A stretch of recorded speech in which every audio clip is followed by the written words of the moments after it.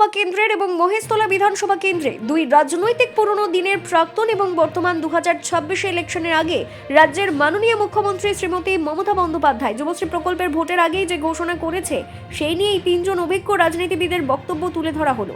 1 নম্বর diamond Harbour জেলার অভুক্ত জেলার প্রাক্তন ভারতীয় জনতা পার্টির জেলা সভাধিপতি মিস্টার উমেশ দাস। 2 নম্বরে রয়েছেন বজবজ পৌরসভার প্রাক্তন ভাইস চেয়ারম্যান, তখন ছিল কংগ্রেসের, এখন তৃণমূল কংগ্রেসে, মিস্টার রমাধীন গুপ্তা, এবং 3 নম্বর মহেশতলা পৌরসভার চেয়ারম্যান এবং মহেশতলা বিধানসভা কেন্দ্রের বিধায়ক মিস্টার দুলাল দাস মহাশয়। দেখুন তাদের বক্তব্য। দেখুন, একটা কথা বলছি, জোরে বলুন। যেটা হচ্ছে এটা নির্বাচনী একটা গিমিক ছাড়া আর কিছু নয়। বামফ্রন্ট সরকারও বেকার ভাতা দিয়ে চেষ্টা করেছিল বেকারদের সমস্যার সমাধান করা। অতীতে আমরা দেখেছি বামফ্রন্ট সরকারের সেই বেকার ভাতা দিয়ে যে সংগঠন করে বা যে ভোটের রাজনীতি করতে গিয়েছিল সেটা সম্পূর্ণ ফ্লপ হয়েছে এবং ওরা পরবর্তী সময়ে বেকার ভাতাটাকে বন্ধ করে দিয়েছিল। এটা শুধু ইলেকশনকে সামনে রেখে আজকে এরা যেটা করতে চাইছে যে আজকে বেকার যুবক যুবতী যারা শিক্ষিত বেকার তাদের জন্য এই প্রকল্পটা করেছে। কিন্তু আজকে এরা করছে কি 2021 থেকে 41 বছর বয়স পর্যন্ত, মানে যাদের 21 বছর বয়স থেকে 41 বছর বয়স পর্যন্ত তারা এই বেকার ভাতাটা পাবে। কিন্তু 41 থেকে 60 বছর বয়স পর্যন্ত যে সমস্ত শিক্ষিত ছেলেরা তারা কোথায় যাবে? তারা কি বেকারই থেকে যাবে না তাদের জন্য অন্য কোনো আবার প্রকল্প আর করবে? মাধ্যমিক পাস হতে হবে। কিন্তু শিক্ষিত ছেলেরা মানে তো মাধ্যমিক পাস থেকে শুরু করেছে এবং MA MCOM থেকে আরম্ভ করে ডাক্তারি পড়ুয়ারাও তারা লাইনে দাঁড়িয়েছে। যারা ডাক্তারি পরীক্ষা দেবে, যারা ডাক্তারি পড়ছে তারাও গিয়ে দাঁড়িয়ে আছে এই যুবশ্রী নেওয়ার জন্য। তো ঘটনা যারা 8 পাস 7 পাস সেই সংখ্যাটা তো প্রচুর, তাদেরও তো পেট আছে না। কথা হচ্ছে দিদি তো গরিবের সরকার নয়। দিদি গরিবকে দেখবে কেন? দিদি তো বড় লোকের সরকার। দিদি তো বড় লোকের সরকার বলে আজকে যদি তাই হতো যে গরিব লোকের জন্য, অশিক্ষিত লোকেদের জন্য কোনো প্রকল্প হতো, তাহলে আজকে দেখুন প্রায় 3,500 প্রাথমিক মাধ্যমিক স্কুল, উচ্চ মাধ্যমিক মাধ্যমিক স্কুল, প্রাইমারি স্কুল আজকে তারা বন্ধ হয়ে গেছে। আজকে স্কুলে শিক্ষক নেই। তার কারণ হচ্ছে গেলে কি দিদি গরিব রাখতে চায় না, দিদি ভিখিরি রাখতে চায়, কিন্তু দিদি গরিব রাখতে চায় না। আজকে ভারতবর্ষে আমরা দেখতাম যে আজকে বিভিন্ন শ্রেণী ভাগ হতো, গরিব, মধ্যবিত্ত, ধনী, উচ্চ ধনী, এরকম ভাগ হতো। কিন্তু দিদিমণি আসার পরে আজকে যারা পার্টির কর্মী, যারা পার্টির কার্যকর্তা, তারা গরিব ভিখিরি থেকে গরিব থেকে বড়লোক থেকে ধনী এবং উচ্চ ধনী হয়ে তারা কী করছে, একের পর ফ্ল্যাট। আজকে যারা সাইকেল চড়তে পারতো না তারা আজকে বড় 4 চাকা গাড়ি কিনছে, বিদেশি গাড়ি কিনে তারা চড়ছে। তাদের বাড়িগুলো দেখলে আজকে বিভিন্ন মিডিয়ায় আপনারা দেখতে পাবেন 3 তলা 4 তলা 5 তলা বাড়ি, রাজকীয় বাড়িতে তারা বাস করে। এসবের মানে কোথা থেকে এই সমস্ত টাকার উৎস কী? টাকার উৎসই তো তৃণমূল। তো ফলে দিদিমণি চাইছে যে একটা শ্রেণীর লোক তারা আমার ক্যাডার হয়ে থাকুক, তারা ব্যালট বক্স দখল করুক, তারা ছাপা ভোট দিক, তারা রিগিং করুক, তারা আমাকে ক্ষমতায় রাখুক। আর শিক্ষিত ছেলেরা, ছেলেমেয়েরা যারা চাকরির জন্যে বুকের ছাতিতে পুলিশ বহিত হচ্ছেন, বুকের ছাতায় লাথি খাচ্ছেন, আজকে তারা সেই জায়গাতেই থাকুক, তারা 1,500 টাকায় সন্তুষ্ট থাকুক। আজকে এই যে 41 বছর বয়সের পরে যে ছেলেরা কি করবে, কোনো কর্মসংস্থান দেখাতে পারছে না। কেউ আসবে না। যেসব শিক্ষিত ছেলেমেয়েরা লেখাপড়া শিখছে, আপনার ঘরে আমার ঘরে ছেলেমেয়েরা, তারা তো একটা চিন্তা করে পড়াশোনা করছে, কিছু একটা করবো, কিন্তু কোনো কর্মসংস্থানই নেই। কি হবে এখানে? তাদের ছেলে মেয়েদের কি হবে? দেখুন, দিদিমণি বলে দিয়েছেন আজকে তেলেভাজা শিল্প, ঘুগনি শিল্প, এটাকে সামনে নিয়ে আসতে হবে। আজকে এই শিল্পটাই আজকে শিক্ষিত ছেলেদের একটা প্রধান শিল্প, এটাই করতে হবে। তাহলে কি লেখাপড়া শিখে তাহলে এইভাবেই থাকবে? না, আজকে দেখুন না, আজকে উচ্চ মাধ্যমিক পরীক্ষার রেজাল্ট বেরোবার পরে আপনি দেখুন আজকে যেখানে যাদবপুর ইউনিভার্সিটিতে আজকে ছেলেরা জায়গা পেত না, আজকে তারা হাজার ছেলেরা তারা বিদেশে চলে যাচ্ছে। যাদবপুর ইউনিভার্সিটি আজকে তাদের সিট ফাঁকা থাকছে। আজকে ভারতবর্ষে একটা প্রথম 10 জনের ইউনিভার্সিটির মধ্যে একটা ইউনিভার্সিটি, সেখানে সিট খালি থাকছে। কেন সিট খালি থাকছে? ছেলেরা জানে এখানে কোনো ভবিষ্যৎ নেই, তারা বাইরে চলে যাচ্ছে। তারা বাইরে গিয়েছে নিজে কেরিয়ার তৈরি করার জন্যে। আজকে ধার দেনা করে তাদের মায়েরা বিভিন্নভাবে কষ্টসৃষ্ট করে তাদের ছেলেদের এডুকেশান দিচ্ছে কি এখানে ঘুগনি বিক্রি করার জন্য না আলুর চপ বিক্রি করার জন্যে। না, কি করবে? মানুষ তো দিশেহারা হয়ে গেছে। মানুষ কি করে? মানুষের কিছু মানে মানুষের এমনি বাক স্বাধীনতা নেই। পশ্চিমবঙ্গে গণতন্ত্র উঠে গেছে, নারীদের নিরাপত্তা নেই, দিদিমণির সমস্ত কিছুর ওপর একটা রেট ধার্য করে দিচ্ছে যে মরে গেলে এত, রেপ হলে এত, বয়স এই হলে এত। তো এখানে একটা এইভাবেই অগণতান্ত্রিক রাজ্য চলতে পারে না। কিন্তু এখানে কী হচ্ছে, দিদিমণির যে ভোটের রাজনীতি করছেন, এই ভোটের রাজনীতি করে আজকে পশ্চিমবঙ্গবাসী আজকে তারা কী করছে, তারা এখানে কোনো নিরাপত্তা, চাকরি, শিক্ষা সমস্ত কিছুকে বঞ্চিত করে এই যে দিয়েছে, এসআই নিয়ে তুলে যা দিয়েছে। চলছে, এই ভারতবর্ষে তো অনেক রাজ্যতে এসআই চলছে, কিন্তু সুপ্রিম কোর্টের প্রধান বিচারপতি বলেছে এসআই তো সব রাজ্যেই হচ্ছে, আপনাদের কেন এত সমস্যা হচ্ছে? তা এই এসআই নিয়ে কি বলবেন? দেখুন, পশ্চিমবঙ্গে দিদিমণি একটা সময় চেয়েছিল এসআইআর হোক। হ্যাঁ, যখন বামপন্থী সরকার ছিল, জ্যোতিবাবু সরকার ছিল, তখনই দিদিমণি চেয়েছিল যে এখানে অনুপ্রবেশ এত বেশি হচ্ছে, এখানে এসআইআর দরকার আছে। যার জন্য পার্লামেন্টে দিদি কাগজ খুলে মেরেছিলেন আমাদেরকে, যে স্পিকারকে। তো আজকে দিদিমণি সেটা ভুলে গেছেন।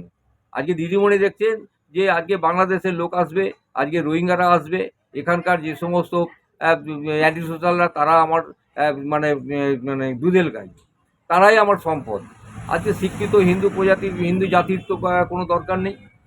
শিক্ষিত হিন্দু নাগরিকদের কোনো শিক্ষিত দরকার ছেলেমেয়েরা নেই। কি এই রাজনীতিতে আর আসতে চাইছে না? তারা তো মুখ ঘোরাচ্ছে রাজনীতির সমস্যায় সব দেখে, তারা অন্যভাবে চিন্তা করছে, বলে রাজনীতি এরকম জায়গায় চলে গেছে। ভালো ছেলেমেয়েরা রাজনীতি আর রাজনীতি খারাপ নয়, কিন্তু খারাপ জায়গায় পৌঁছে গেছে। দেখুন, টিভি এখানে পর্দা খুললেই খালি তর্কাতুরি, আর অন্য কোনো কথা নেই।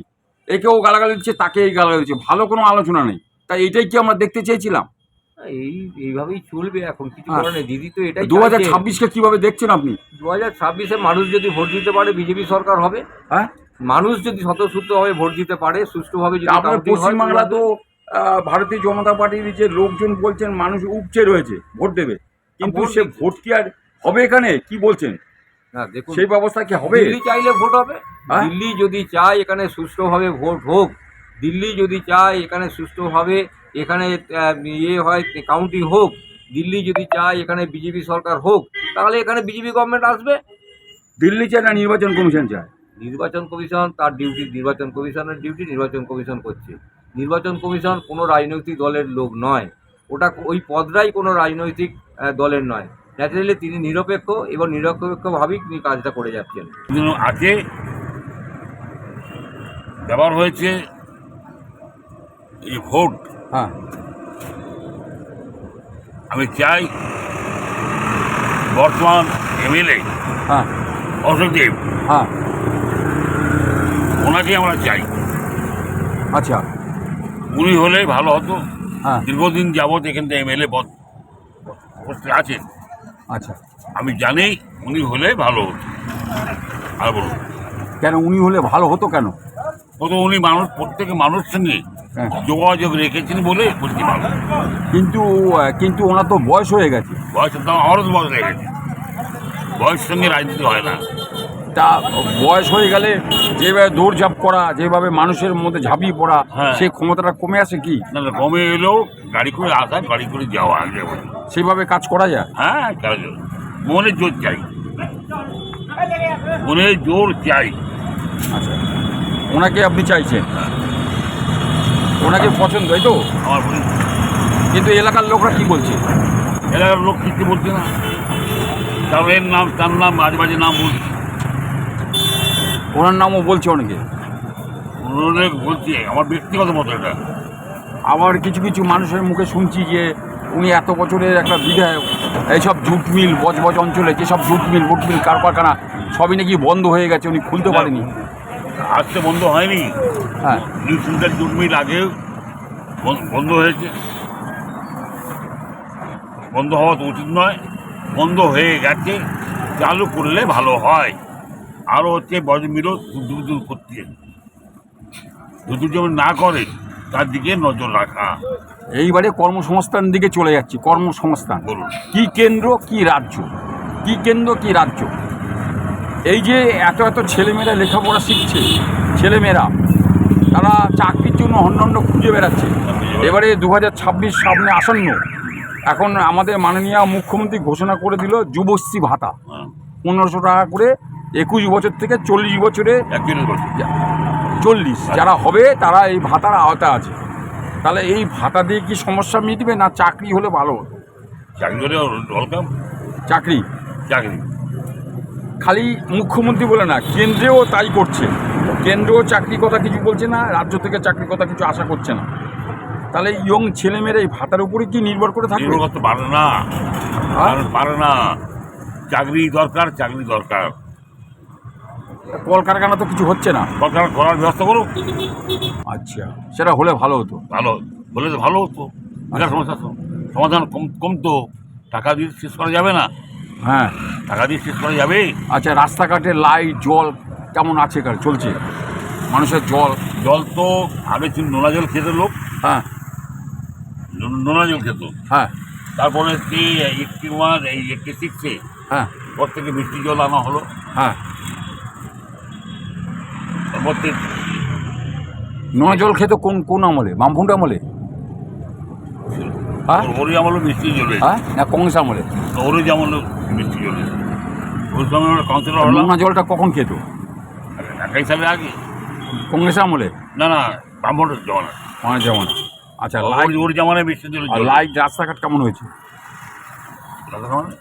লাইট রাস্তাঘাটের লাইট কি প্রয়োজন আছে? কি নেই, আচ্ছা, ওজনে কি নেই, রাস্তা করা দরকার। আপনার স্বপ্নটা কি দেখতে চাইছেন 2026-এ কি হবে? 26-এ যাই, মুখ্যমন্ত্রী যেমন আছেন থাক, উনি যেমন আছেন উনি থাকুন। আমাদের নেত্রী মমতা ব্যানার্জি পশ্চিমবঙ্গ সরকারের যে প্রজেক্ট, সেই প্রজেক্ট অনুযায়ী বিভিন্ন জায়গায়, সারা পশ্চিমবঙ্গের বিভিন্ন জায়গায় যারা বেকার ছেলে আছে, যারা স্কুল ফাইনাল পাস করে এখনও চাকরি বাকরি পায়নি, সেরকম ধরনের ছেলেদেরকে 1,500 টাকা করে প্রতি মাসে যুবসাথী প্রকল্প নামে করে তাদেরকে দেওয়া হবে, সেই ঘোষণা করা হয়েছে এবং তার কাজও শুরু হয়ে গেছে। অলরেডি আমাদের মহেশতলা পৌরসভার এলাকায় প্রায় ছটা ক্যাম্প হচ্ছে এবং প্রচুর মানুষ লাইনে দাঁড়িয়ে আছে। দাঁড়িয়ে থেকে তারা ছটা ক্যাম্প কোথায় হচ্ছে স্যার, যদি একটু বলেন?